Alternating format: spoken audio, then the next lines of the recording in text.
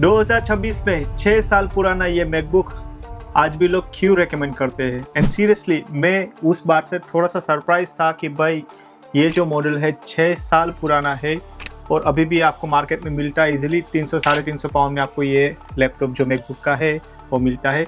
और यूट्यूबर्स और कोई भी क्रिएटर्स इस लैपटॉप को अभी भी रेकमेंड करते हैं कि भाई this is still best to buy if you guys are looking a best laptops under the 50,000 rupees और अंडर द 500 पाउंड्स। सो ये है MacBook Air M1। MacBook Air M1 एक ऐसा लैपटॉप जो एप्पल के मैकबुक सीरीज को काफ़ी next level तक ले जा चुका था।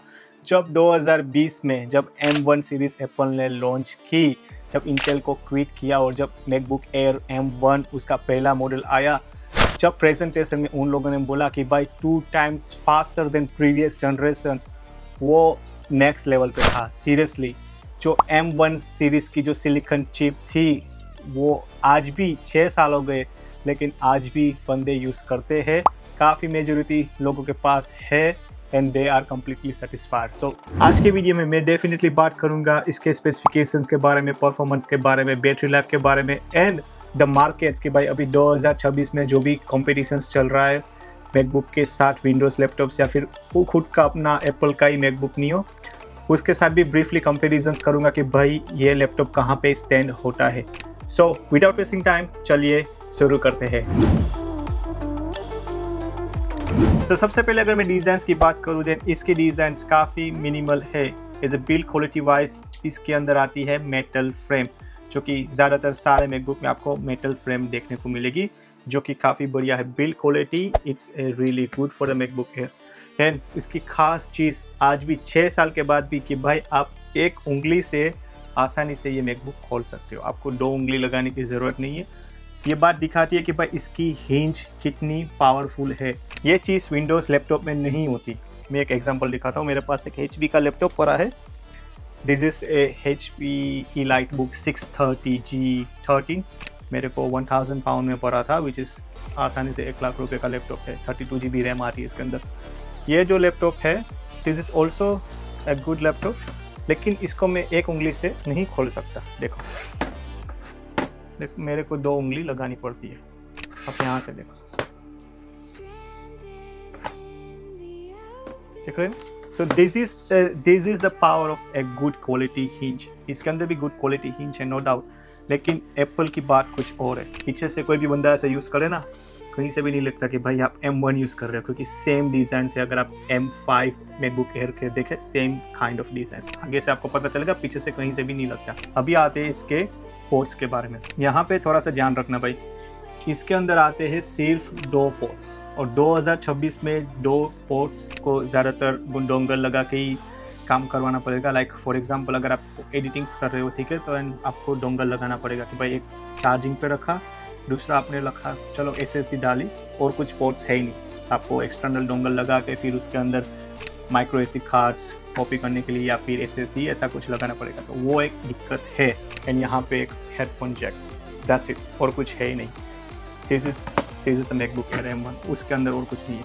आपको सिर्फ नॉर्मल यूज़र के लिए चाहिए, इतना एडिटर्स के लिए नहीं चाहिए, देन आपको कोई इतनी दिक्कत नहीं होगी। लेकिन अगर आप ज़्यादा कॉपी पेस्ट करते हो चीज़ों को, देन शायद आपको एक एक्सटर्नल डोंगल की ज़रूरत पड़ेगी ये लैपटॉप के साथ। डिस्प्ले की बात करूँ देन इसके अंदर आती है 13 inch liquid retina LCD display, not a XDR display, 120 hertz वाली नहीं, normal LCD display. Colour tone की बात करूँ देन आपको कहीं से भी चिप फील नहीं करवाती।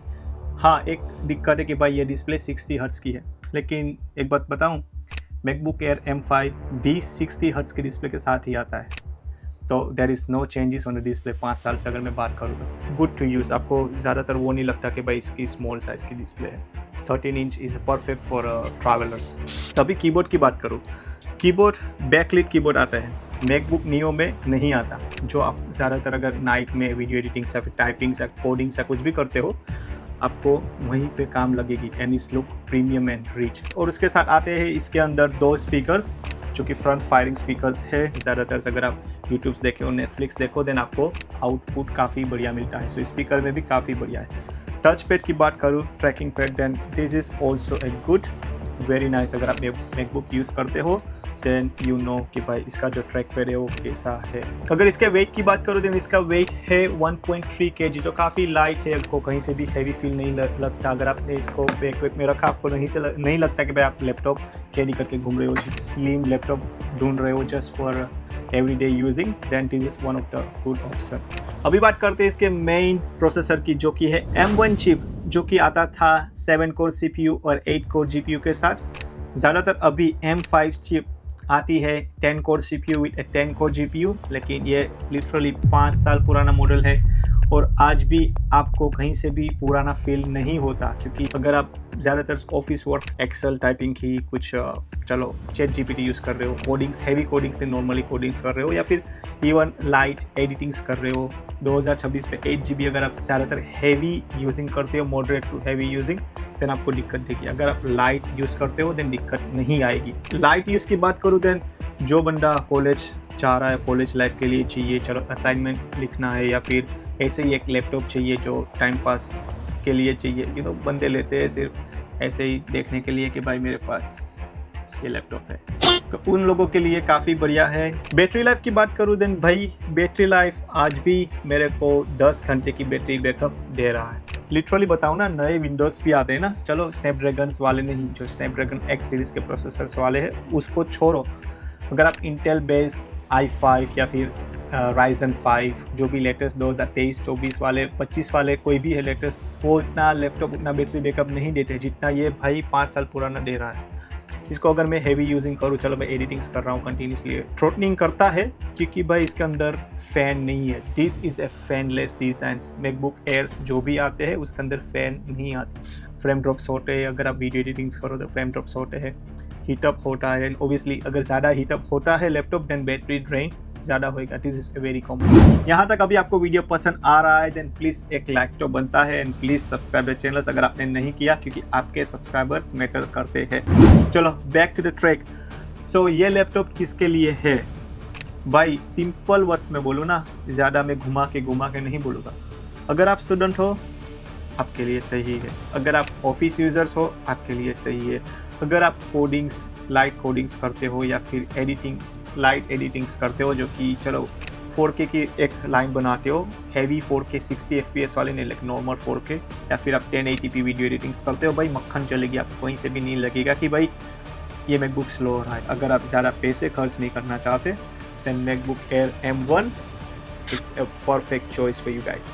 अब प्राइस की बात करते हैं कि भाई किसके लिए है और कितने तक लेना चाहिए। आई विल रिकमेंड बेस्ट कि भाई आपको 30 तक मिल जाए ना, बेस्ट है, क्योंकि मिलता है, मैंने देखे हैं ऑनलाइन्स में, OLX में भी मिलता है, but make sure you check the MacBook properly कि भाई इसकी कंडीशंस कैसी है, बैटरी लाइफ कैसी है, बैटरी हेल्थ कैसी है, बैटरी साइकिल्स कितना यूज़ हुई है। यूके की बात करूँ, देन यूके में अगर आपको अराउंड 300 पाउंड्स या फिर उसके अंदर मिल रहा है, then you guys can go and buy. So ये था मैकबुक एयर M1 का रिव्यू, क्विक रिव्यू था, लेकिन जो भी मैंने बोला वो मेन पॉइंट्स ही बोले, मैं ज़्यादातर लंबा नहीं खींचा कि भाई इसके अंदर ये जो भी मेन पॉइंट्स है वही मैंने बताया। यही था आज का quick review for MacBook Air M1। I hope कि आपको वीडियो पसंद आया हो।